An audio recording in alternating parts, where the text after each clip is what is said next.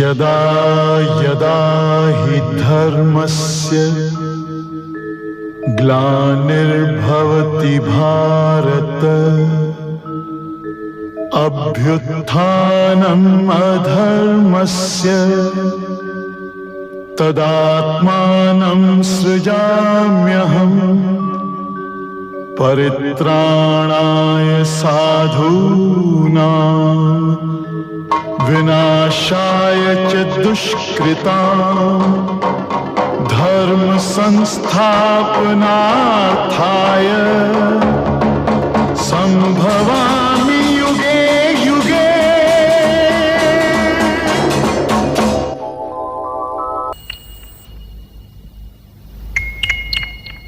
मैं समय हूं।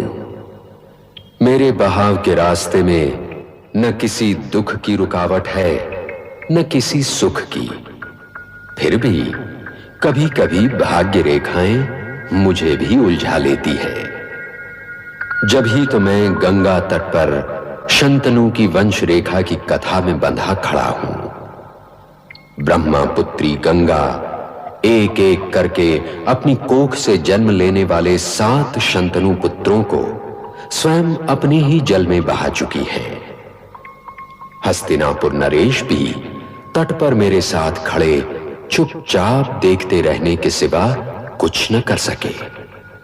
वो एक विवश मछली की तरह तड़प रहे थे, क्योंकि उनके गले में स्वयं उनके वचन का कांटा फंसा हुआ था।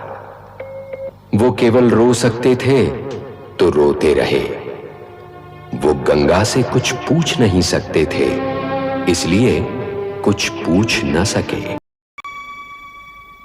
गंगा के जाने के पश्चात शंतनु का जीवन जैसे अर्थहीन हो गया। उसकी दिशाएं खो गईं। पानी चला गया, खाली गागर रह गई और रह गई दर्शन की प्यास। जब ये प्यास बहुत सताती तो वे तट पर चले जाते और उसकी लहरों में अपनी गंगा को खोजने लगते।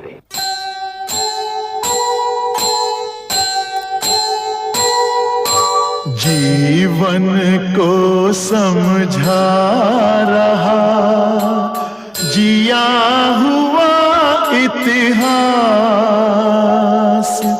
जब तक तन में श्वास है तब तक मन में आस, तब तक मन में आस। मैं पूछने के लिए नहीं राजन, बताने के लिए हूं। पूछने तो स्वयं आप आए हैं।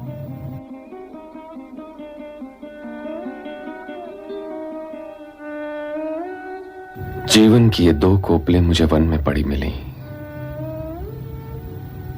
इनके सिरहाने कमंडल था और नीचे मृगछाला। वहां आसपास और कोई भी नहीं था राजगुरु, इसलिए मैंने इन अनाथों को अपनी शरण में ले लिया। नाथ के होते कोई अनाथ कैसे हो सकता है राजन? भगवान कब किसके हाथ को अपना हाथ बना लेते हैं कोई नहीं जानता। भगवान कब किसकी आंखों से किसे देख लेते हैं पता नहीं। वे कब किसके पैरों से चलकर किसके पास जाते हैं ये केवल वही जानते हैं। तो आप ये समझिए राजन कि इस बालक और इस बालिका को भगवान ने आपकी आंखों से देखा है। और गंगा की प्रतीक्षा में 16 वर्ष बीत गए। परंतु एक दिन जब वे अपनी व्याकुलता की अंजलि भरे राजभवन की एक खिड़की से गंगा को ताक रहे थे तो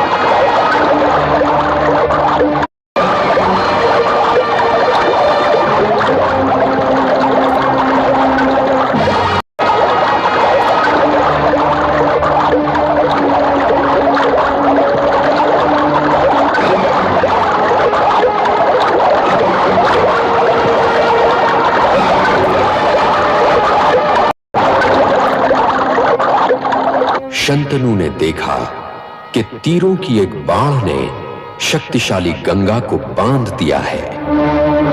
उनकी त्योरियों पर बल पड़े।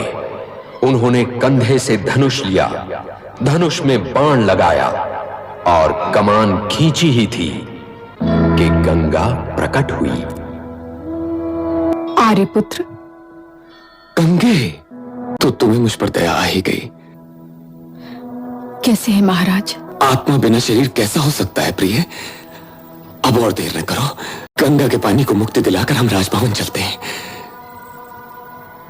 जो तुम्हारे बिना ऐसा लगता है जैसे दीप बिन दिवाली की रात, गुलाल बिन होली का दिन।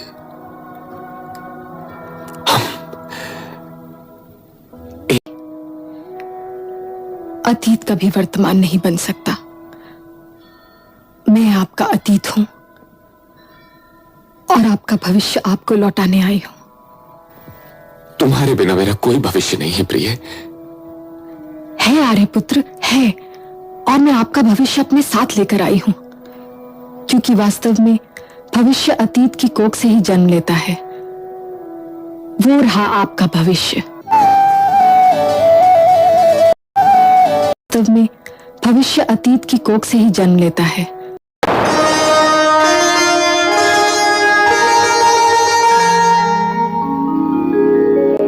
शत्रु धराशायी हुए ज्यों आंधी के आन, है ये गंगा पुत्र का पहला ही संग्राम। सीख हम बीते युगों से नए युग का करें स्वागत, करें स्वागत, करें स्वागत, करें स्वागत।